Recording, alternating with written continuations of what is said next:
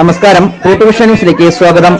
Elamad government UP. സ്കൂളിൽ water purifier ഉദ്ഘാടനം ചെയ്തു.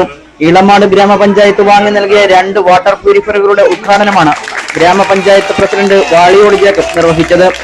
ഗ്രാമപഞ്ചായത്ത് വൈസ് പ്രസിഡന്റ് കോമളകുമാരിയമ്മ, ആരോഗ്യ വിദ്യാഭ്യാസ standing committee chairman Muhammad Rasheed, headmistress Lekha CP, PTA അംഗങ്ങൾ, രക്ഷകർത്താക്കൾ, അധ്യാപകർ തുടങ്ങിയവർ പരിപാടിയിൽ പങ്കെടുത്തു.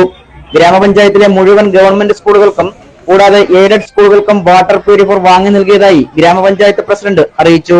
ന്യൂസ് ഡെസ്ക്, കൂട്ടുവിഷൻ ന്യൂസ്.